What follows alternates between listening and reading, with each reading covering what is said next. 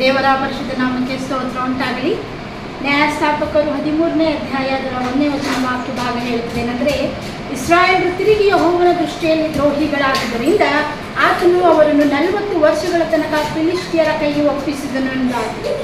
ಈ ಒಂದು ನ್ಯಾಯಸ್ಥಾಪಕರಲ್ಲಿ ನಾವು ಓದುವುದಾದರೆ ವಾಕ್ಯ ಭಾಗಗಳೆಲ್ಲ ಹೇಳುತ್ತೇನೆಂದರೆ, ಅವರು ತಿರುಗಿ ಯೆಹೋವನ ದೃಷ್ಟಿಯಲ್ಲಿ ಪಾಪಿಗಳಾದರು, ತಿರುಗಿ ಯೆಹೋವನ ದೃಷ್ಟಿಯಲ್ಲಿ ದ್ರೋಹಿಗಳಾದರು, ತಿರುಗಿ ಯೆಹೋವನ ಮನಸ್ಸನ್ನು ನೋಯಿಸಿದರು, ತಿರುಗಿ ಮತ್ತೊಮ್ಮೆ ಎಂದಾಗಿ ವಾಕ್ಯ ಭಾಗವನ್ನು ನಾವು ಗಮನಿಸ್ತೇವೆ. ಕರ್ತನಲ್ಲಿ ಪ್ರೀತಿಯ ಮಕ್ಕಳ, ಇಸ್ರಾಯೇಲರು ಎಲ್ಲವನ್ನೂ ನೋಡಿದಿರುವಂತಹ ಜನರು. ಇಸ್ರಾಯೇಲರು ಐಗುಪ್ತ ದೇಶದಿಂದ ದೇವರು ಯಾವ ರೀತಿಯ ಅವರನ್ನು ಬಿಡಿಸಿಕೊಂಡು ಬಂದಿದ್ದಾನೆ, ಯಾವ ರೀತಿಯಾದ ಅದ್ಭುತವನ್ನು ಮಾಡಿ ಅವರನ್ನು ಕಾಪಾಡಿದ್ದಾನೆ ಎನ್ನುವುದನ್ನು ಸ್ವತಃ ಅನುಭವದಿಂದ ತಿಳಿದುಕೊಂಡಂತಹ ಜನರಾಗಿದ್ದರು. ಆದಾಗ್ಯೂ ಸಹ ಅವರು ಪುನಃ ಅವರು ಜೀವಿತದಲ್ಲಿ ಬೀಳುವಂತಹದನ್ನು ನಾವು ಗಮನಿಸ್ತೇವೆ. ಇವು 40 ವರ್ಷಗಳಲ್ಲಿ ಅವರು ಅರಣ್ಯದಲ್ಲಿ ನಾಶವಾಗದೆ ಅವರ ಮುಂದಿನ ಸಂತತಿಯು ಕರ್ತನು ಇಸ್ರಾಯೇಲ್ ಜನರನ್ನು ಆ ಒಂದು ಇಸ್ರಾಯೇಲ್ ದೇಶಕ್ಕೆ ನಡೆಸುವಂಥದ್ದು ನಾವು ಗಮನಿಸ್ತೇವೆ.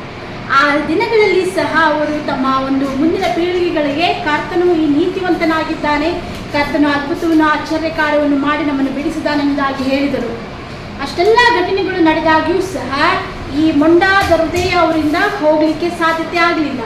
ನಾವು ಗಮನಿಸ್ತೇವೆ, ಅಲ್ಲಿರುವಂಥ ಅನೇಕ ಆಕರ್ಷಣೆಗಳು, ಅಲ್ಲಿರುವಂಥ ಅನೇಕ ಮೂರ್ತಿ ಪೂಜೆಗಳು, ಇದೆಲ್ಲವೂ ಅವರಿಗೆ ಆಕರ್ಷಿತವಾಗಿ ಮಾಡಿಬಿಟ್ಟು ಈಗ ಕರ್ತನನ್ನು ಅವರು ಸಂಪೂರ್ಣವಾಗಿ ತೊರೆದು ಬಿಟ್ಟರು.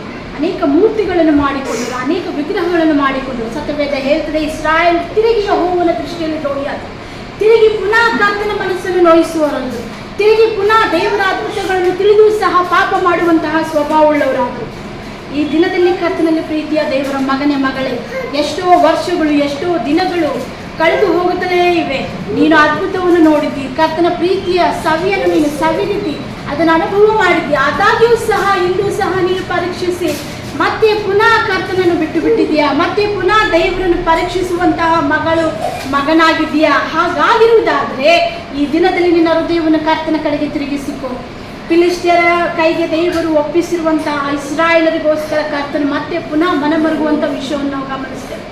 ಈ ದಿನದಲ್ಲಿ ಕರ್ತನು ನಿನ್ನ ಕುರಿತು ಮನಮರುಗುತ್ತಿರುವಾಗ, ನನ್ನ ಮಗಳೇ ನನ್ನ ಕಡೆಗೆ ತಿರುಗಿಕೋ, ನಿನಗೋಸ್ಕರ ನನ್ನ ಸ್ವಂತ ಪ್ರಾಣವನ್ನೇ ಕೊಟ್ಟಿದ್ದೇನೆ ಎಂಬುದಾಗಿ ಆತ ನಿನಗೆ ಹೇಳುವಾಗ, ನಿನ್ನ ಹೃದಯದ ಕಠಿಣತೆಯನ್ನು ತೆಗೆದ, ನಿನ್ನ ಹೃದಯದಲ್ಲಿರುವಂತಹ ನೋವನ್ನು, ಆ ಹೃದಯದ ಬಿಗಿಯಾದಂತಹ ಆ ಸ್ವಭಾವವನ್ನು ತೆಗೆದುಹಾಕಿ, ದೇವರೇ ನಿಗೋ, ನಾನು ನಿನ್ನ ಕಡೆಗೆ ಮನಪೂರ್ವಕವಾಗಿ ತಿರುಗುತ್ತೇನೆ, ನನ್ನ ದ್ರೋಹಗಳನ್ನು ತೆಗೆದುಹಾಕು ರಕ್ಷಕನೇ, ನನ್ನ ಹೃದಯದಲ್ಲಿರುವಂತಹ ಕೆಟ್ಟ ಸ್ವಭಾವಗಳನ್ನು ತೆಗೆದುಹಾಕು, ನಾನು ಪುನಃ ನಿನ್ನ ಹಟ್ಟಿಗೆ ಸೇರ್ತೇನೆ, ನಾನು ಪುನಃ ಕರ್ತನೆ ನೀನು ಮಾಡಿದಂತಹ ಆ ಅದ್ಭುತಗಳನ್ನು ನೆನಪು ಮಾಡಿಕೊಳ್ತೇನೆ, ನೀನು ನನ್ನನ್ನು ಪ್ರೀತಿಯಿಂದ ನಡೆಸಿದಂತಹ ದಿನಗಳನ್ನು, ಆ ಘಟನೆಗಳನ್ನು ನಾನು ನೆನಪು ಮಾಡಿಕೊಳ್ತೇನೆ.